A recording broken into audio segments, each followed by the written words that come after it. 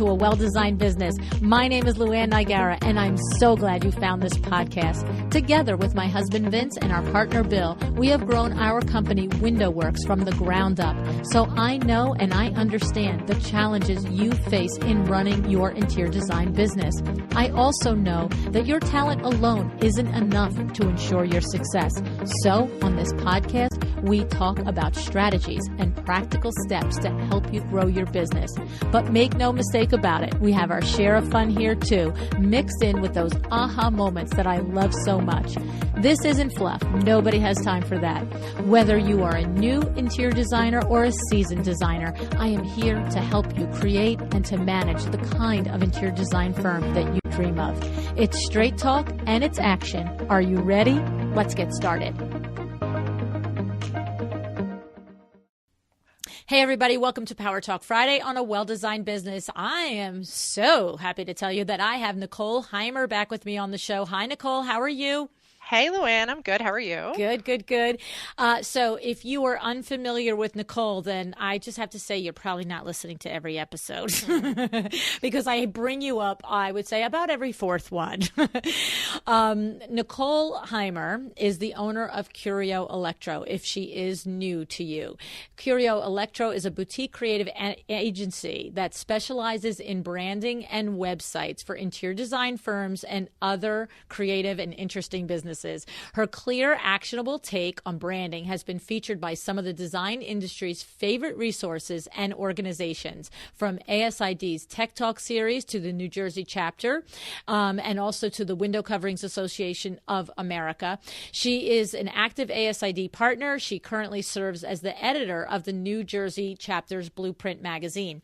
And I'm just going to say, if you really have not heard me talk about Nicole before, the things that I always say about Nicole, first of all, Nicole is the person who is the genius behind my luannigara.com website. And I say that word with absolutely no pun intended, right? I mean, I honestly, Nicole, I love my website. And you know what it is about certain things? There are things that we do that really represent us and who we are and what we do, whether it's an outfit that we put on for the day, right? Or a website that we put out to the world. I just love it. And the thing about it is that one of the reasons that you and I talked about you coming back onto the show was really rooted in my experience of being part of your company and going through the process of building this website with you, because you have, what I have mentioned, Nicole, a lot of times on the show is your discovery process that you do, which is the first thing that you do with a client when they want to come and have a website built by you. And I have said to people, it is like therapy for your business. It's like, when you think about going to a therapist, sometimes it's like, oh, I get to just sit and talk about me for an hour every week for 100 years. Yeah, sign me up for that, right? Totally. Yes. And so I really felt like that was the thing. And I have expressed to a lot of people the value of that, because it really does help you come to clarity. And so we're going to talk about some of the things that you do in that discovery process, because you really feel, you've developed this process because these are the key steps that you have to cover before you even think about how or what is going to be on the website, right, Nicole? Yeah, yes, absolutely. So, I mean, one thing, just to go back to the therapy for your business thing, and I love when you say that. I think it's like, this is something that I encounter a lot, where business owners you're working in your business, you're working on your business, you're cycling, you're running like a little hamster on a wheel, and you don't have a moment to step back with a third party and kind of like get that overview of what you're doing. And especially when you're about to build a website, and this is kind of like the topic that we're going to cover today, like the importance of planning. And you don't have to plan, but if you want the end product to be like useful to you, well, maybe and like worth the money that you're spending, then yeah, it really, like, everything is going to be easier, and it's going to actually, like, be a website that actually like makes things happen, because you're going to figure out like what those things are, right, and how to make it happen. So yeah, it's people like it. Yes, it really is. I mean, what I love about it is that the process is very organized, it's very systemized, and it reminds me a lot of what we talk to interior designers about on the podcast is, if your client can understand your process, if your client can visualize where this is going, then the journey is so much more effective for both of you. I remember Rachel Cannon was just on the show, and I should probably try and multitask and look up what number she was. But Rachel Cannon was on the show maybe 2 months ago. And I distinctly remember her saying, when I developed my process and I understood it clearly for me, what it was, and then I enunciated it to my clients, my business blew up. Because it just made everything hum. And that was episode number 306. And so the thing about it is that for me, I appreciated that I knew exactly what was going to happen as your client. I knew when it was going to happen. It was set meetings. It was like, I love that you even took the step of, should I make the appointments with you or should I call Adriana? I'm like, oh no, sweet Jesus. If you want it to happen, you'll call Adriana. You know what I mean? You're like, okay, I'm calling Adriana. I need to get on Luann's calendar for the next 6 weeks. You know, one day. That's so well now. Yeah. Yes. Right. Yep. And so it was a very, it was streamlined, and then the meetings with you were very enlightening for me, because it's, as you said, you are doing something every day with your head down, and you have a way of probing and asking questions that you just go, yeah, what do I want to say? You know, like, right. Yeah. And here's what I love too. How do I want to say it? Right? We had a lot of conversation about, and I was like, well, this is really what comes to mind when this is how I want to say it, you know, and I'm like, but I don't know that I can, you know, that seems a little crazy pants, you know, and you're like, well, that's so you, let's say it that way. And I was like, all right, let's do it. Mm-hmm. So it's really good, really, really good. Tell us a little bit about how you developed this and you came up with it, and what the process is like. Sure. And also what we're going to go through today, we're going to talk about some of the stuff so that people who are listening can actually just run with some of these things. Oh, that's nice. Like Good. can like, let's outline it a little bit so that someone who is planning their own website can just get an idea of a structure, or let me get everybody excited about planning. Right. Is that possible? So anyway, all right. So how I developed it. Okay. So on my end, what I used to do is what many web designer developers do, which is get on the phone with someone for 45 minutes, ask what do you think you need? And generally that would be like, I want a website that is, you know, it would speak to the visual a lot. You know, it always, like, that's like the easiest inclination is to think visual first, right? Mm-hmm. And it would be like, I need this page, and this page. And it wasn't really getting to the sort of true needs that the person had or the business had, because there just wasn't enough time and the right questions weren't being asked. So this came from a need to really dig in and figure out, there are a bunch of things that we get out of the discovery, the planning process. We get the messaging. We figure out what we're trying to do, like what's the problem and like what kind of problems are we trying to solve. We dig into who we want to take action on the website, and then calls to action and website structure and a plan to get eyeballs on the website. So those are actually the 6 things that we're going to talk about today. We'll break them down a little bit, but it's you know what it reminds me of? It reminds me of a very relatable analogy for interior designers is, one scenario is you meet a client and they say, I need a kitchen, and everybody, okay, so a kitchen has a stove, it has a refrigerator, it has a sink, it has a this, it has a that. Okay, that's great. Let me get you a kitchen. And the other analogy is, I need a kitchen, and I am a gourmet cook, and I want to be able to cook with 3 people in the kitchen at the same time, and I want my family to be sitting next to me while I'm cooking. In other words, that's what you do. It's like you get into what really are the pillars of your business, what are really the pillars of your message, what, like you said, are the problems that you're trying and you're great at solving for your potential client. And it's not just, okay, yeah, you need a kitchen. It's like that's a website, right? The other is something that truly represents your business and the heart of your business. And that, just like the designer that takes the time to really understand that this is a gourmet cook or this is a 2-career couple that they're going to, their microwave is their best friend. I mean, it's completely different, right? It's a completely different goal for that kitchen, Yeah. Or you with like Vegas dark versus. Exactly. Right. Do you want your bedroom to be Las Vegas dark or just dark? What we mean. And it's really representing your business, but it's also acknowledging the fact that a website is a machine that does something, that it's not, what are the goals? Like, what do we want this thing to accomplish? And we have to figure that out beforehand. I think one sort of like common mistake, and this is honestly why it can be frustrating. So like, let's say you're DIYing your site, and all this planning stuff totally applies to people who are DIYing their site as well. Right. Whether you're hiring someone or working with us or doing it yourself, all the same things apply.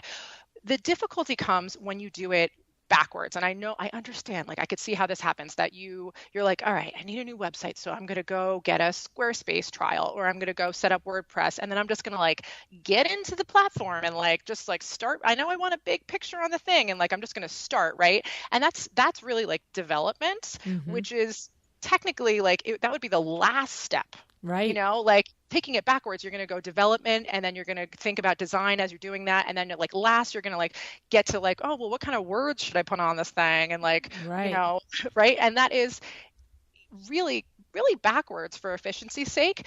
You really want to start with the content and then move through the steps the other way around. That development is last. Right. So when we talk about that first step is identifying our goals. Talk to us about some of the types of goals that a designer could be thinking, oh, yeah, that's my goal, or no, that's not my goal. What are some of those things? Yeah. Okay. So like sometimes a designer will be like, yeah, all right, listen, I've been in business for 35 years. And at this point, I have such a strong referral network that this is literally just an online portfolio. And my goal is to be able to update the online portfolio myself, or have my assistant do it, because right now I have to call someone and they're doing it for me. Right. Okay. Or update it so it's mobile optimized. Right. So that could be like one, like it depends, like that's your situation. Maybe that's your goal. Right. Right. Or it could be that you're sick of saying the same things over and over and over again. Your current website is not educating people on basic information about how you work, and you could bring in a lot of efficiency by either, there are different ways to solve that problem. It's either putting a lot of information up front on the website, or like creating some kind of email sequence that educates them after they do a certain thing, or like whatever it is. But if that's a problem, that you're sick of saying the same things over and over again, then a website can help you address that. Or it could be like, no one knows I exist. Right. And like that's a common problem, right? So like it could be that this needs to be a lead generator, that you need better visibility. So maybe that's one of your problems.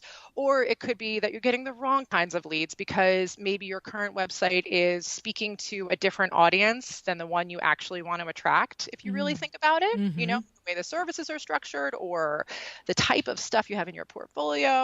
Or it could be that like you're just like embarrassed to give out the URL because it looks all janky and right.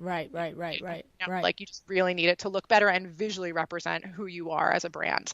So yeah, it's like those are all different sort of problems with different sort of solutions, or it could be several of those. Right, you might have all of them, God forbid. Yeah, it could be all of them. Yeah, it could be all of them, or it could be like some completely other thing that I am not even thinking of. You a special snowflake, and your business is different. No, and I like that, because it really gets you, like you said, this is pen to paper first step.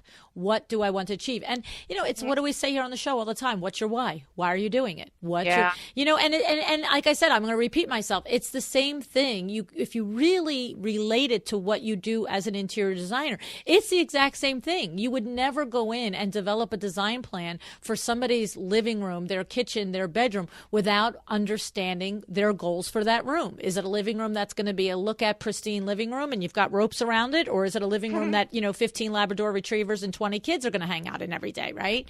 So you have to know your goals. And so there's no different whether you're working with a website agency or you're doing your own website. First, get very clear on what you need and want your website to do for you and your clients. Okay. And then your next thing is you get into the messaging and doing that and conveying those goals, right?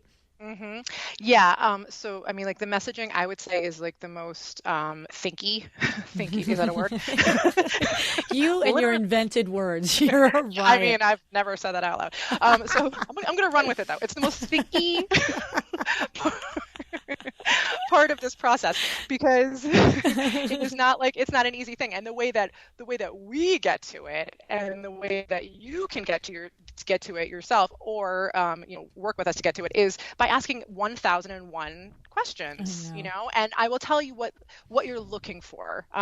You're looking for it to be really, really clear. First, the basics, right?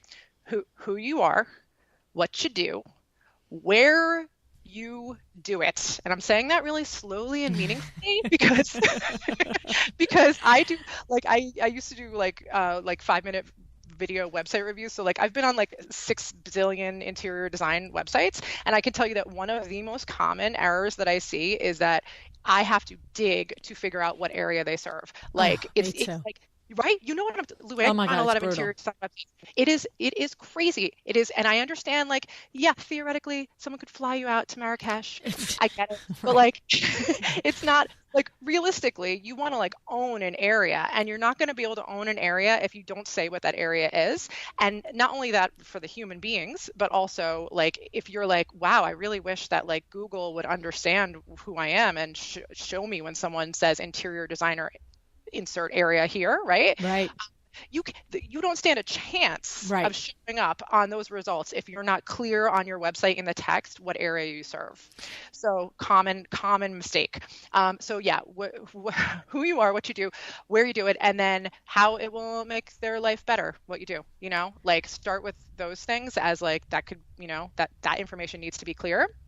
And then you're looking for points of differentiation other than that, like if you, how it will make their life better might be sort of a broad interior design thing, like interior design makes your life better by whatever. Right. But then you're also like, you have to sell them on, you're only, like Fred Burns says, you're only, right? Exactly. I love the way he says that. Right. Yeah. My copywriter says it that way too. I really like that. It's so that if they're comparing, what are the points of differentiation? Give them an excuse to call you instead of the other ones. They just want to eliminate their tire. Well, that's right. That's exactly right. Because, I say all the time, I'm the same as you, constantly looking at the designers' websites. And, you very rarely run into a designer's website where the portfolio isn't, let's start with acceptable all the way up to amazing, right? I mean, it's who's going to put out pictures for the most part that don't express a beautiful room, right? So there has to be something else. If I'm looking at 4 different interior designers and I'm a potential client, there has to be something else that makes me call to you, makes me be drawn to you. And it's these other things, you know what I mean? I have to tell you the other pet peeve of mine with designer websites, in addition to not having where they're located, because I really agree with that. It happens more often than you would think. And we're not talking about I'm located in the 3rd floor of my bedroom in my house. We're just like city, state, like general geographic area, right? The other thing is that I find is that I will have to sometimes go 2-3 pages to find their name. I don't like that. There are designers that have about you pages without their name on it. Yeah. I mean, Isn't that's that interesting weird? That's interesting you bring it up. Right. Like it depends on the type of business, right? Like if you're a big interior design firm, that's one thing. But even then, I like if you're a big interior design firm, then I expect a team page. Yeah, principals. sure. Here's the principals. Here's the 19,000 juniors. Here's the 20 purchasing, people. I don't care. You know what I'm saying? But, Right. this design firm is led by Sally Smith and Joe Smith. You know what I mean? Blah, blah, blah. And I have to tell you why I know this happens is because often on Instagram, I will be communicating with a new designer that I'm not aware of, will say something on one of my posts. Well, I like to say, if the designer post making a comment on the post is, I don't know, Indiana interior design, like nobody has a name like that, but I'm just saying Indiana interior design.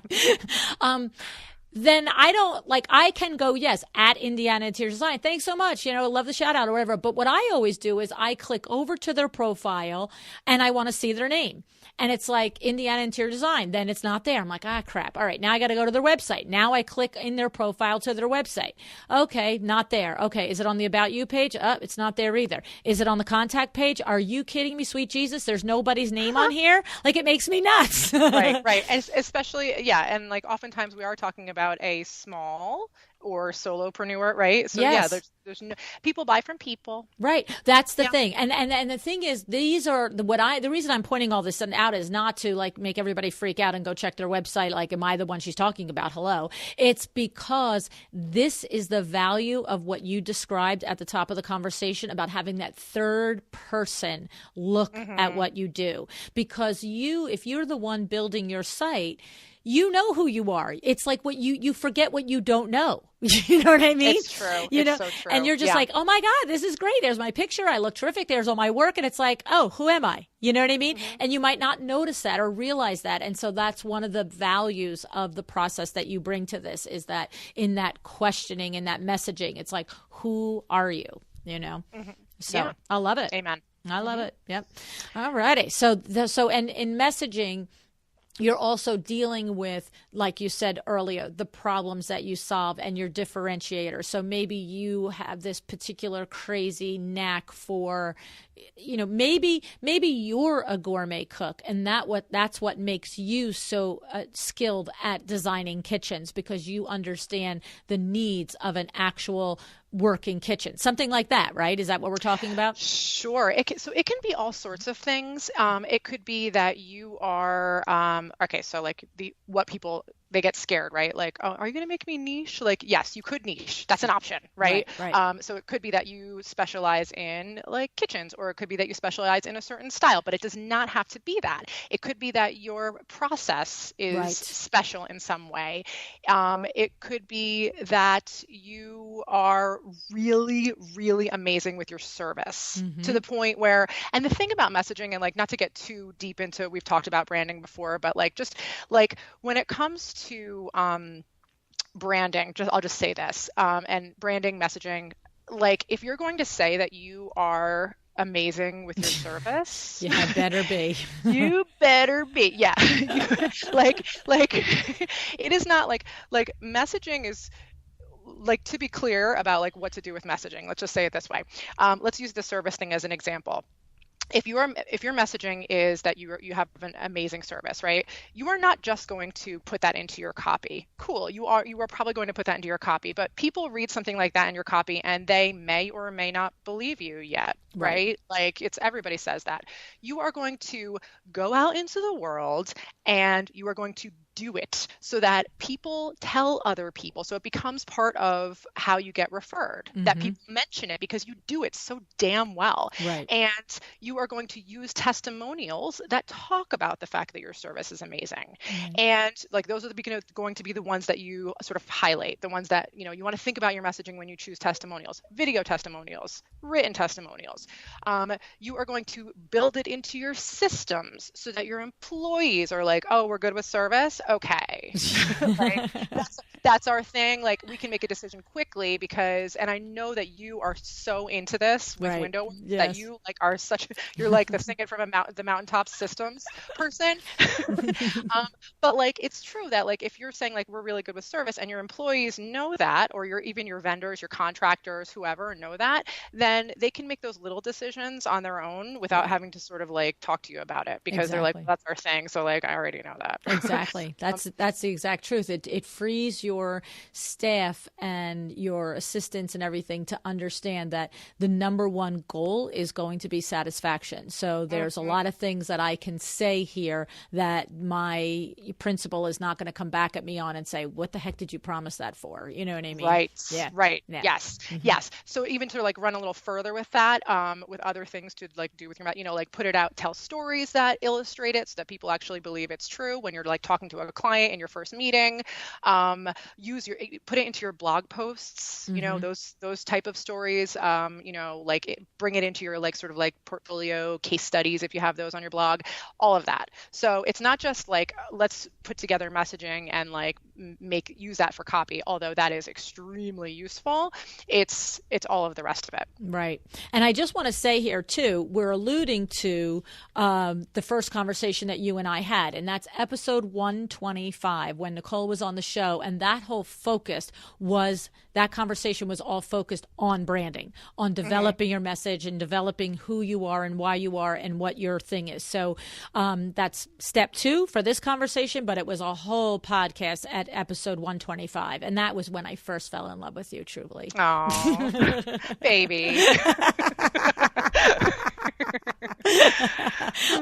I mean, you were recommended. Let's just give the shout out to Sandra Funk at House of Funk, right? Because you've done, I saw your Facebook Live at Design Sips just last week. I watched that. You guys are adorable. Oh my God. I have like RBF through that whole beginning of it, and I don't know why. I won't say what that stands for, but you know. Why is my face like that? Yeah, you guys are funny. But I met you through Sandra because you have done, it's like you guys were talking on the Facebook Live, like every website she's ever had, every iteration of it, except I think you guys decided the very first one before you knew her. And so I remember when Sandra said to me, oh, Lou, you got to talk to Nicole. You got to have Nicole on the podcast. And I literally was like, okay, if Sandra says so, I'll do it, whatever. And I was like talking to you and I was like, oh, whoa, okay, we have a brainiac in the group here. Okay, I'm happy. So, alrighty. Now, the next thing is, what do you want people to do to take action on the website? What do you want? What's that about? So the next step is actually who do you want to take action on the website? Who. So we'll talk about who first because it affects what, it's all intertwined, right? So this is talking about we've all had 1,000 conversations about ideal client, target client, all of that. And that's what we're talking about. But it can feel like sort of like this loosey-goosey idea, I think sometimes all right, I'll make a persona and then what do I even do with that, right? But if you break it down, it actually does influence your other decisions. So for example, if you are a more consulty service, right? I've had clients who are more they do more one-off consultations. They're awesome. They work with what you've got, that kind of thing. Right. Then everything about your messaging, everything about how you structure your services, everything about how you structure the website and your call to action and everything is going to be different than if it's a full service client. Where do they live? Okay, we need to say that. So let's figure out what the answer is to that. What kind of budget do they have? That sort of thing can influence how let's say you're doing blog content, which you probably should. Right. Don't get tired when I say that, but you should. It's actually really effective, I promise. But what kind of budget you're speaking to really will influence the kind of things that you're discussing. Let's say on a blog post, if you are talking to full service clients and you know that, then you do not. It is going to be maybe not 100% beneficial to you to do a bunch of DIY blog posts, you know? That's a common thing that's done because it's sort of an easy thing to write about, how to do this. You can do DIY type of advice and you can demonstrate your expertise with advice type blog posts, but the tone of it and how the material actually breaks down is going to be different if you know in your head that you are talking only to full service clients. Right. And that's what you're trying to attract. And what you're saying, yes, the point of what you're saying is that don't send mixed signals. That's a good way to say it. Right? So if you are really, really, really happy and looking to I've talked to designers where, it's a perfectly acceptable and actually would be a terrific thing if they earned $1,000 a week, and that was because they did 6 200. I can't ask. I'm going to try and do math in my head again. Like five. Yeah, 5. Okay, 5. If you're going to say 200, I think, right? Yeah. Yeah. I just questioned myself now. Great. Yeah, we're both really smart, right? Right. Oh no, yeah, right, exactly. but that really isn't it, isn't it? I can't talk about this more. Yeah. Can someone write in it? No. Okay, so now I have to get my calculator out. Anyway, It's 4. It's 4. So if you at 200, it's 5. You're right. So I was going to say 250. Oh, you were. Okay. Holy moly. Okay, so the point is that you could be a designer out there and you would love to make 50,000 gross receipts this year, $50,000 gross salary this year, gross net revenues this year, right? And you really could set a goal that I'm going to be off every Friday and do that. All I have to do is do one $250 consultation Monday, Tuesday, Wednesday, Thursday, every other day. Like, you know what I'm saying? Like, it's, you could do it. But the thing is, then your blog post and your website should talk all about the convenience of a one-off consultation and how much you can accomplish in a one-off consultation for $250. And your blog posts support that, hey, if I come out to you and I give you tips on, how to execute blah, blah, blah, there's a whole lot of information on my blog posts on places to get accessories and places to how to place accessories and how to do a coffee table setup and yada, yada, yada. Exactly, right? Totally. Yeah. I mean, you had an interview with a luxury designer who was talking about how she goes shopping with clients. Oh, right. Sandra Espinet. Yes. And so that is a very different target client than the dual income, like, listen, we just want to outsource this. We just want we just want a good end result. We don't want to be heavily involved type of client. And your language is going to be different. Your process is going to be different.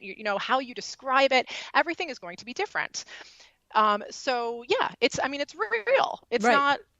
And the thing is, there's not good or bad here. This is the point. It's just get to your why and what you want it to be and how you want to serve, and then talk to it on your website in clear language.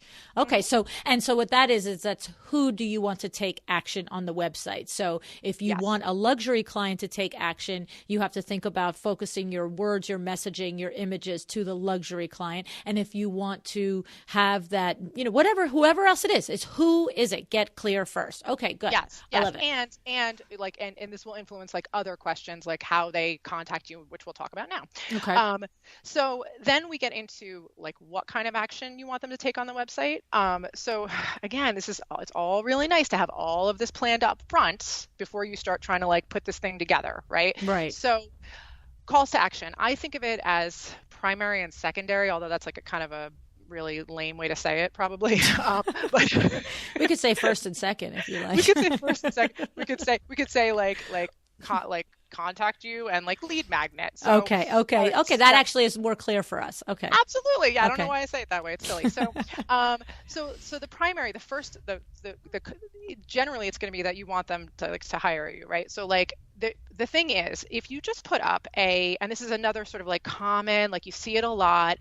There's a contact us on the top nav, right? Mm-hmm. And then you click on that and there's a form, and the form is one of those generic forms, and it's name, email, phone number, message, right? Mm-hmm. You've seen that, right? Yep, absolutely. And there is, if the goal of a website is to make it as easy as possible for someone to get from point A, which is doesn't really know much about you, to point B, which is hiring you, is that the best way to do it? No. You want to think about how can I take them on a very skip down the path, right? So you want to think about setting up expectations and how do people like to contact you? You've been in business for a little while, let's say, and how people like to contact you, right? Right. And you also know, I'll throw this in there, you're the captain of your own ship. You know how you like to be contacted. Right. So if it is that you prefer that you have a little bit of information up front, then yeah, a contact form is good, right? But like not too much information, FYI, because it's like the more you ask of people, the lower your conversion rate's going to be. So you got to be careful with that. You don't want to ask everything. Right, because it's the truth. As soon as you go to something and it's like, forget it, I'm not answering six questions. Right. So this is like that, like those charts where like it overlaps, like you're like looking to, when you're thinking about how you want them to be able to buy your services, you're looking at their needs, their target client, like so I deal with like really busy dual income, like blah, blah, blah. Like what would be helpful for them? Like, would it be helpful for them to be able to like book a call online, like schedule it when it's convenient for them? Like maybe, like, all right, let's make that happen because that's totally doable. You have Acuity, right? You've mentioned Acuity. I use Acuity. It's awesome. But like, so like that's one option. Or is it that like generally people like to call me, like, let me just provide a phone number, or whatever it is that like is useful to those people that you like to serve. And then also considering your own needs, because, that's important. Right. It's your business. It's your business and it's your life. Yes, totally. So, and then you could take it a step further, like what happens after, so they contact you because they're interested in hiring you, like what happens? So like they filled out a form, like, is there some sort of like, thing that happens automatically? They get followed up with further information, that's an automation that could happen, right? Something where like you, on the confirmation, you give them like, you prompt them to go follow you on social media, like you can think about these things, like the multiple steps to make it just better for you and more effective. Yeah, I love it. I love the whole point of what we're saying is to think about it ahead of time. Remember, a lot of designers have a booking service right connected to their website, and also a way to pay for that service right through the website. So yeah, so if you are a designer that offers one-off consultations or offers one-off paint consultations or different things, it could be right there. $250. Here's my Acuity link. Just schedule it, and you wake up in the morning and you've got an appointment for Tuesday, and you're like, yes, that's awesome. So yeah. I remember Veronica Solomon mentioned that on her episode, and that was almost 2 years ago. And I remember her, and it was one of the first people that I heard of that was doing that sort of thing in the design industry. And since then, I've certainly learned of others, but she's a trailblazer. Yeah. So yeah, and that could be just to, like, because a lot of the feedback that I get with my clients is that people, like, it depends, right? Like how well they know the brand. So like they might want to talk to you before they book that $250 consult. So like even if you are using it for your own convenience, that like you speak to them for 15 minutes and then you send them the link. Right. You can still book. Yep. Yeah. Yep. It doesn't have to be like, the process can be anything. Right. You have to, but sit down, think about it, and then then you can build it around the structure that makes sense. Yeah. And then the secondary, the lead magnet. So like this is the whole thing. So like, just, I am not the first person to come onto this podcast and talk about lead magnets. Hey guys, you ever hear this thing called a lead magnet? So, but I will say this, like, I mean, I come across many websites that don't have anything like this in place. And just to sort of like hammer it home, the idea is, if someone comes to your website and they are not ready to be like, all right, I'm ready for you to gut reno my house, I'm ready, click the button, like they might be in a place where they're like not ready to really like contact you to buy your service yet, but you can offer them a middle ground so that they can stay in touch with you and you can nurture that lead. It's really, really important. And I know from my clients that it works. Right. It absolutely works. Staying in contact after you get an email address from someone really does bring in consistent business. So to get the email address out of their hot little hands, you have to have some sort of something. Right. And so lead magnets are, in case this is new for anybody listening, lead magnets they could be any number of things. It could be a short ebook on the 5 top white colors that will always work in every room. And then you just describe them, why, you have to support it with good information, yada, yada. But you could be a 5-page PDF on something, or it could be a video tutorial on styling a coffee table or a bookshelf, right? It could be anything from a contest to a to, it could be a quiz, it could be a PDF, it could be access to a video series, it could be access to, I mean, really, like, the sky's the limit, and the more creative you get, I mean, that's great. The best practice advice for this is that a lead magnet should be something consumable so that they can consume it and get that good feeling about you. So like you mentioned an ebook, it seems contrary to, like, I don't know, common sense, but like if you have something that's really long, like if you're like, here, I'm going to send you access for free to my 300-page book on on like whatever, I don't know, your home, that's not they're never going to read it, or such a small they don't get to have that good feeling about you because it's hard for them to consume that. So it's actually like the data shows that like checklists, like that sort of thing are actually better, things that are shorter. So that they can do it, so they can consume it and possibly take action on it. I like that. That's a very good thing to just take a minute to point out, because your inclination is to make sure that what they are clicking on and exchanging their email for is something that is truly valuable, of course, and that is the case. But valuable doesn't mean detailed, intense, and heavily overrun, because right. So it has to be like, I like the word consumable, but I have to say until you really explained it, I was like, whatever, what do you mean by that? Now I get it. I have to be able to open it up and then not go, oh, forget it, I'm not doing that. I want to open it up and go, oh, okay. I mean, one of the first things that I do when I look at any video, I don't care where it is the first thing I do is I look at the timestamp. Oh, this video is 3 minutes. All right, let me try it. And sometimes even after 10 seconds, I say, forget it. But if I look at the timestamp and it's like 35 minutes, I'm like, I'm not doing it. Nope. It could be how to get every single interior designer on the face of the world to listen to your podcast tomorrow. Video's 35 minutes. Yeah, no, I'll get them little by little. Not I'll watch happening. That before you, I'll give you the bullet points. I would like to know. And so that's a good point, that don't overthink it, that if you're going to do a little thing on color selections or Roman shades or, styling a bookshelf, if you're going to do tips on all of that, to make it so that they actually complete it. They actually read it, watch it, do whatever, take the quiz, whatever it is, so that when they're done, like you said, they get that, that was a good thing. I like that. Yeah. Because then that feeling is transferred to that business. You're like, I like that business. Right, exactly. Yeah, that's all you're trying to do. You just want, like, don't disappoint them. Right. Don't bum them out. We've all downloaded something and been like, what the? Yeah.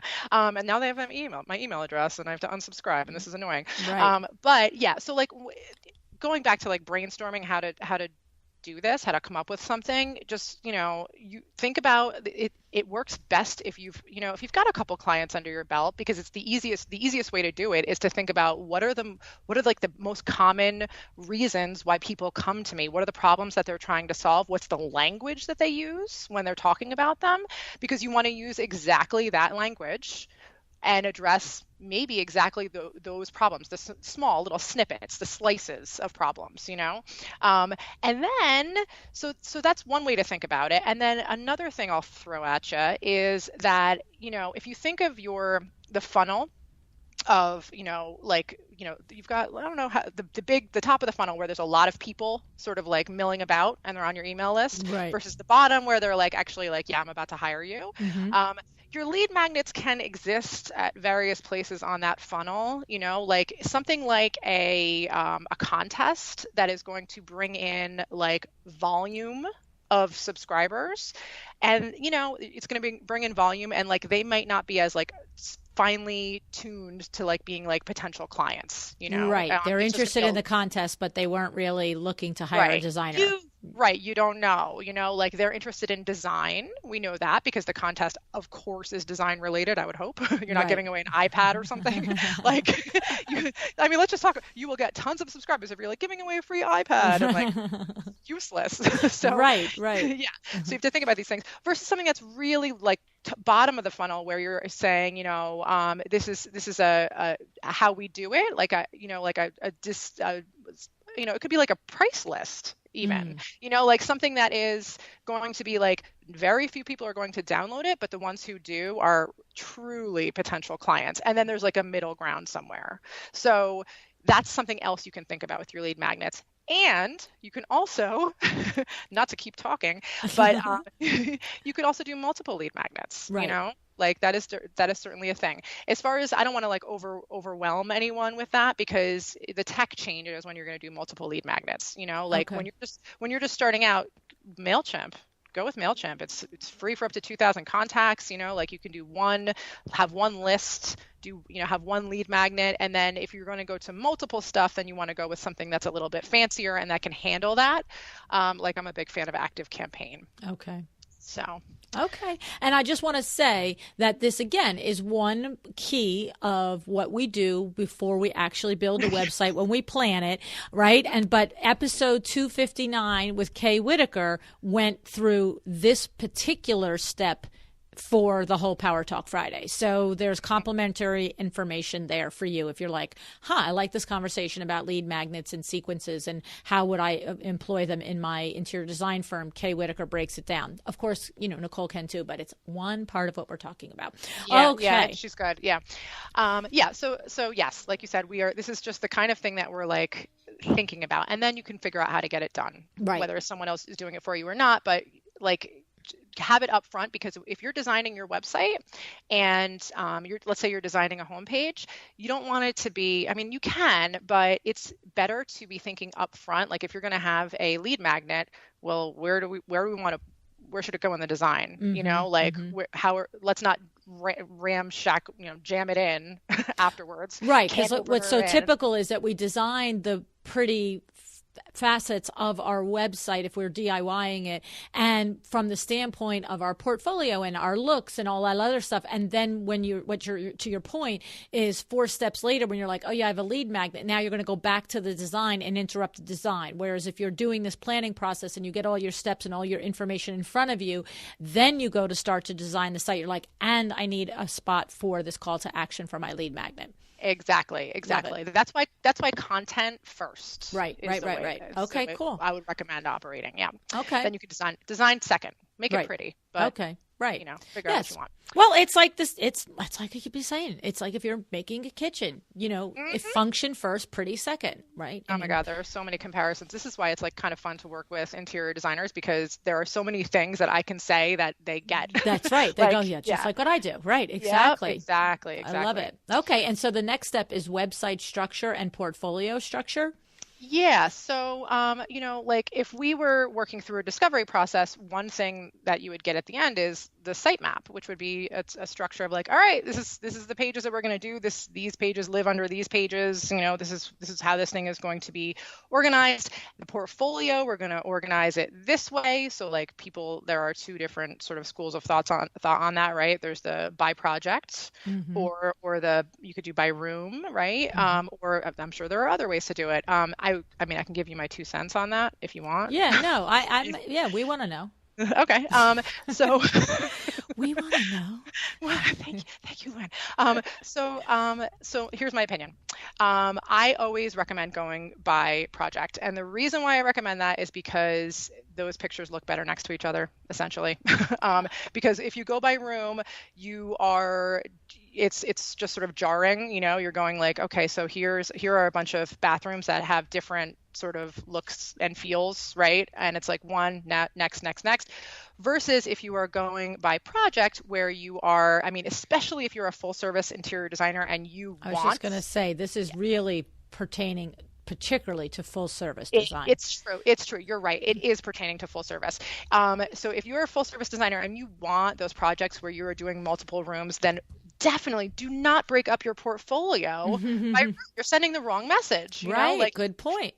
Tell the story of a project by letting them go through and how the paint plan all coordinates and like how everything works together. And it's also just going to be a better experience for the user to go, everything's going to kind of look good together because that's how you roll, right? So yes, in general, and it's true, you bring up a good point. If we're talking about a designer that is more doing consulting, then that could definitely be an exception to this rule. Right. Definitely. Because and by the way, we're not even talking about somebody who's choosing to do more consulting, but the beginning designer who really his or her projects do mostly at this point in their career pertain to or only include one-off rooms within a home. So you know, very often in your beginning of your career, someone hires you to do their bedroom or their nursery or their bathroom or their kitchen, in which case you have no option, you know what I mean? And so in that case, so if we're talking to a newer designer that's sitting there with 5 pictures, that's the only thing they have, their portfolio is 5 pictures, it's 5 different projects. What do you suggest in that case, Nicole? Do you think that, do they even at that point, like I have no idea what you're going to say, but it occurs to me that I might even think, well, instead of setting it up as quote unquote portfolio, maybe I just make a blog post out of each one of those and let the pictures be within my blog so I can tell the process of it? Like, what happens if you have only 5 pictures? Yeah, well, I think we talked about this last time. Okay. Yeah. I'll have to go back and listen to it. Yeah, I know. Me too. I should have listened to it. I'm like, am I repeating everything that I said? Because I do not know. So yeah, I would say, like, if I have a designer that has 5 good quality pictures, then I think that's enough to have a project section and portfolio section. Personally. Okay. If they have 2 pictures, then yeah, I think that doing blog posts and talking and really telling the story about each of those pictures is probably a better way to go. Okay. But there are a lot of interesting things you can do with portfolios. You know, like it's particularly, like, this is more like if you are hiring someone to do a custom site for you. If you're using a plugin, and which is totally fine, but if you're using a plugin and just like putting in like a slider and like, you know, just going sort of the more streamlined, straightforward route, then this is not as possible. But if you're doing custom, you can really turn your portfolio section into whatever you want. You know, like you can have like, you can really just tell the story on each, you know, if you had 5 pictures only, then you could really dig into each of those pictures, you know, like you could make each of them a project and like talk about each one and break it down and who was the client and what were the problems that we were solving and here's a before and after picture. And like, I mean, there are just so many, or you could go the more traditional route, which is just to have a slider or to have a grid with all those 5 pictures on a page. And this is our project page, and look how beautiful it is, you know? So yeah, there are just different ways you could go. It really depends on you know, what you're looking to accomplish. And, you know, and how much you want your messaging to be in that area of the site. Well, and I think that, you know, we've said it often enough on the show as well, that even if you have done one room for somebody, that one room could probably, you could at least get 4 or 5 pictures out of one room. So it's the overall shot, the vignettes, the corners. And so maybe even if you only have 2 projects under your belt and each one is a single room, you could theoretically end up with, like you said, a project page, and nobody has to know that the only 2 projects you did. If you put enough information, enough detail, enough story, enough about the challenge and all that, it sort of becomes, well, what was she going to do? Tell me about every single project she ever did? No, she picked these 2 to tell me about. Yeah. No, I love the wording featured projects. Right. Yes. big fan of that. It's the spin doctor. Right. These are my featured projects. These are my featured /only. Yes. But yeah, I like that because it doesn't, I mean, I do the same thing in my portfolio. I have recent and featured projects because I have a mixture of projects up there. Some of them are like a few years old, but I just really like them and I feel like they're a good example. And then there are the more recent projects, right, you know, right. like. I didn't look at your thing. Am I on your featured projects? Yeah. Like... Oh, I am? Oh, I have to go look. Yeah, you're like recent and featured. Nice. Oh man, that's funny. So, okay. Yeah. And then the last thing is a plan to get eyeballs on the website. Yeah. So again, not the first person to say this, but if your website, you know, like you need to have a way to get people to it. Period. End of story. Unless your whole goal is just to have it be like a business card that lives on the internet that you send people to. I have met a designer that's exactly the truth. And that is, yeah, exactly. Like that's way back in the beginning of this conversation. Like if your goal is like, I am well established, I have an amazing referral network, I don't need to put the effort or the money into sending traffic to this website, then that is a-okay. You know, like that is one situation. But if you're looking to build your visibility, then you need to create a website that does all the things that we just talked about, gives them a path to purchase your services, gives them a place to sign up, features your messaging so they understand that you're different, blah, blah, blah, so that it's an effective sales tool for you.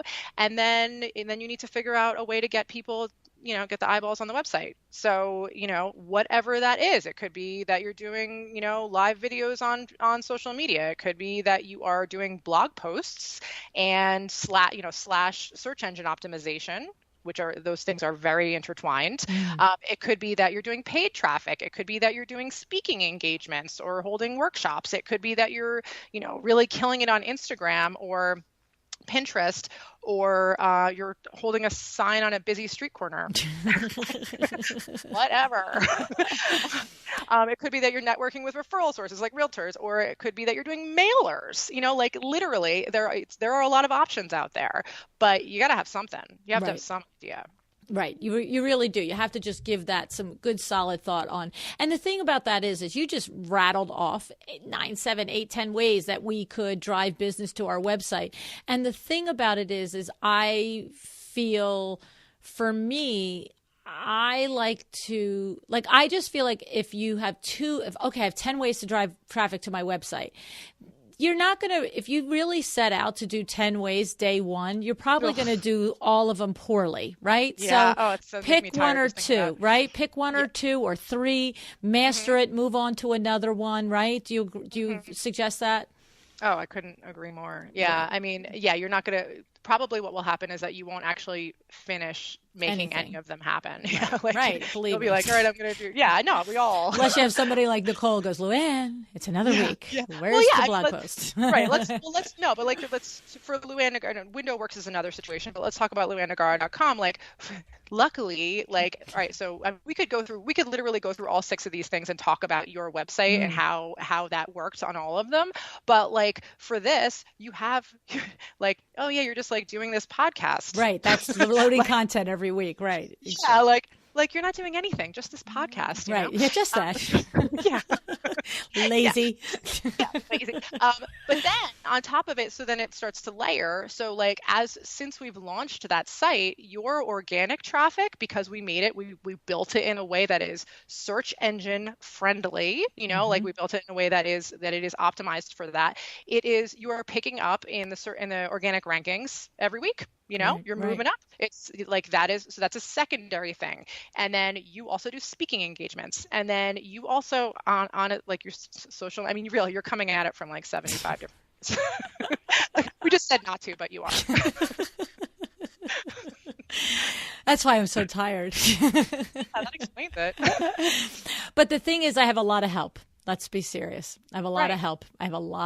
And not everybody has a lot of help. And I do have a lot of help. I have a lot of support for not only getting the podcast out, but I have your support with the website. I mean, here's a perfect example. I'm going to be doing, at this point in time, will it have happened? Yes, it will have happened. But I just would have done a book signing at Kravit at High Point Market with my Doma studio and Kravit. And here's the perfect example of help, where you're saying to put content and information on your website so that it draws more people and it gets the googly guy to get over there and stuff. But when I want to do that, I just go, Nicole, I'm going to High Point on the 16th. Here's the graphic. Please, make it something on my website. And 25 minutes later, it's like, oh, there's this whole thing. So yeah, I'm coming at it from a lot of directions, but I have a lot of quality people like yourself helping me, my podcast editors and so forth. So if you're doing it yourself, you do want to focus on, I would say, if you could only focus on one thing, it has to be the blog, right? Or Pinterest. Gosh. Yeah. Oh God. I mean, it just really I guess depends it's what you're good at. Yes, you're right. I shouldn't say that. Right. You can't make me No. Right. Nope. Because Yeah. really, let me ask you like one question up front. Are you doing online design too? Like that sort of thing. Right. Like are you local only, or are you reaching a larger audience? Like that would make a difference On right how you there. do that. Yeah, Yeah. it's Yeah. true. And the truth is, not everybody writes and not everybody likes to write. So it shouldn't Yeah. be the only way. It could be video. It could be anything. Right. No, Totally. that totally. Yeah, and your blog can involve video also, of Hmm. course. Hmm. But yeah, it really, really depends on where your skills are and what you're going to stick with, because you have to like it or have a team in place for it, or Hmm. it's not going to be consistent.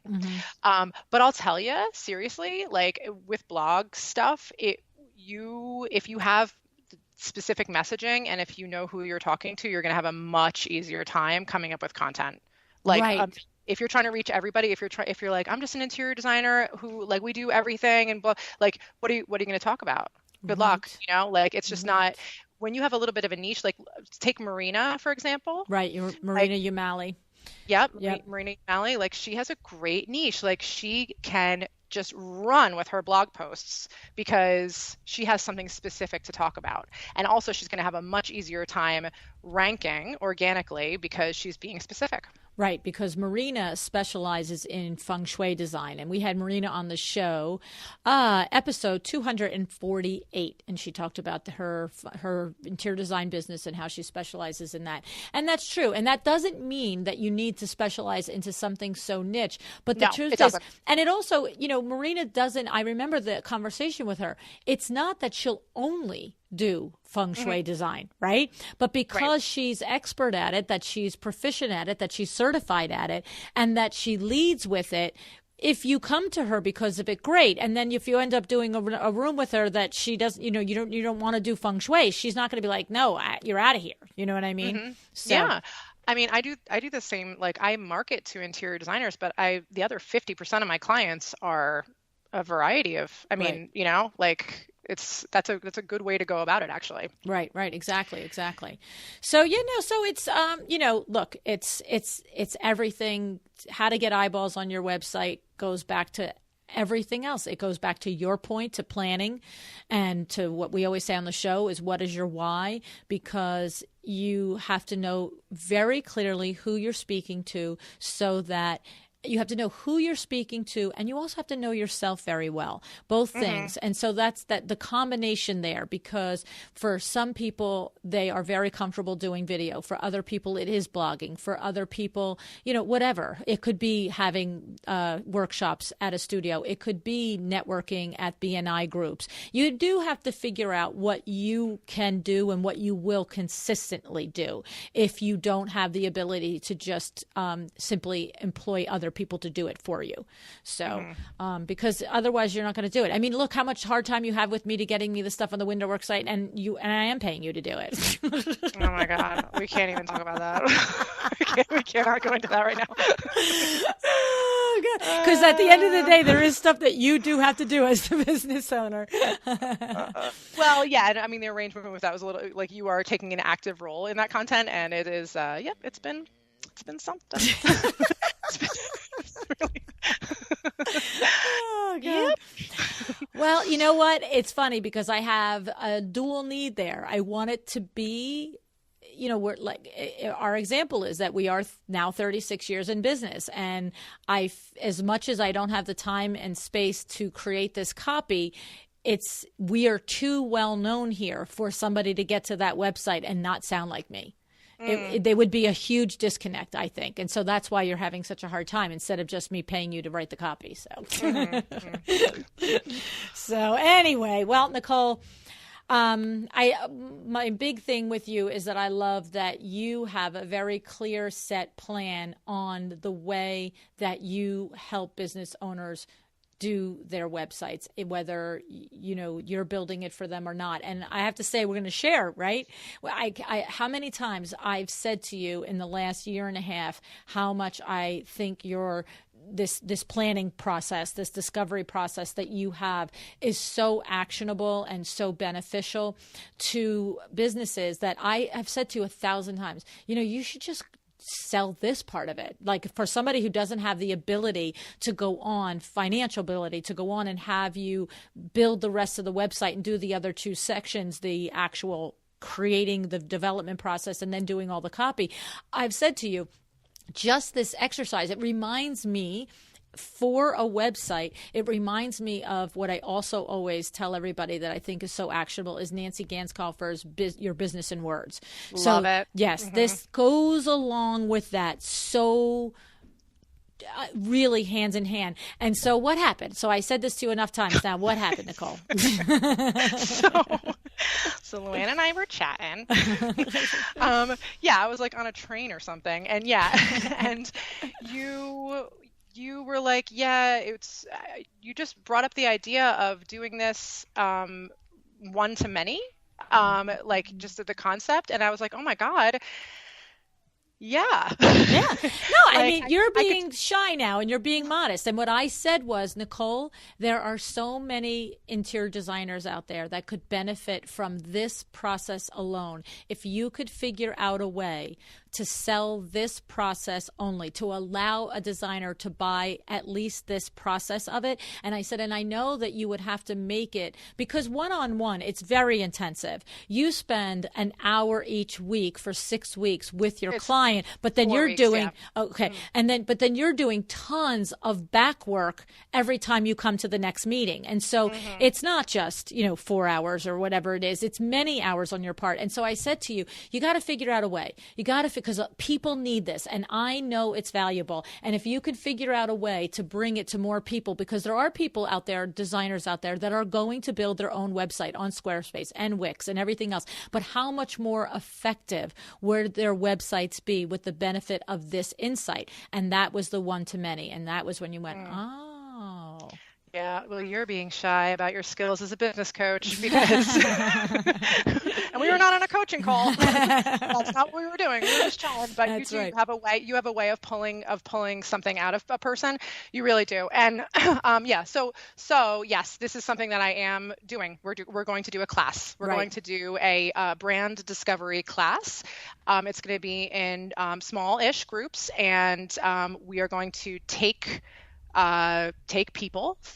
designers through this process and teach them how to brand themselves in preparation for either a website, building a new website, or having someone else do it, or renovating their current site, whatever it is, but figuring out how to brand themselves. I love it. Yeah, it's going to be good. Yeah. I'm excited. I have to say to all of you listening that I highly endorse this process. I went through it with Nicole for both the Luann Nigara site and the Window Work site. And it is invaluable to have that third set of eyeballs on your business that just says, what do you mean by that? Like, what are you talking about? And you're like, well, and you're like, no, that's not coming across. Or what do you want to come across? And so, and also too, just the confirmation of what you want to say sometimes is okay to say. Like when you talk about the Luann Nigara site, a lot of times I was like, well, that just seems a little too in your face. But my thing is, I like to teach smart, actionable interior designers how to make money. You see, I'm not interested in teaching people who don't like to take action. I'm not interested. Don't tell me that it can't be done. Don't tell me that won't work for you. That makes my brain spin. So you're like, so then you better put that message out there, or you're going to have people coming to you that aren't ready to work. And I'm like, well, heck no, I want people who are ready to work. And so these are the benefits, because as you could second guess yourself and say, maybe I shouldn't do this or maybe I shouldn't do that. But Nicole is very skilled at helping you evaluate really what your sweet spot is and helping you create that message to do that. And so this is going to be the brand discovery class where you can do it together with other interior designers. And it's a lead class. It's not at this point. I fully believe that Nicole should record these and make it a buying video off a cart in her website. I'm going to tell you right now, I believe that. But right now, what she's going to do is lead the class and be there as an interactive instructor and instruction back and forth. So, I'm just saying. Yes. So if you're listening to this in the future, right, in the future, if there are like flying cars going by your window, then like it might be a recorded class. Oh my God. And you're going to have fun. I mean, I'm just going to say. Okay. So it's where's our website that we're going to go? Yeah, so there's for now a landing page. So you can go to brandingdiscovery.com. Brandingdiscovery.com will take you to the right page for now. Right. And then that way you can get more information. And I'm going to tell you, I just, elephant in the room here, everyone.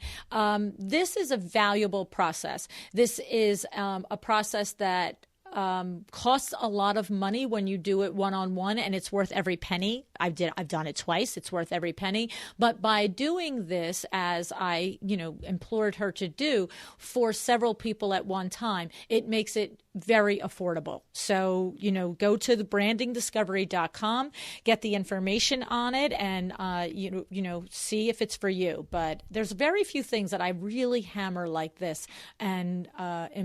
But I feel so confident in your skills in this, Nicole, that I have no compunction to be so.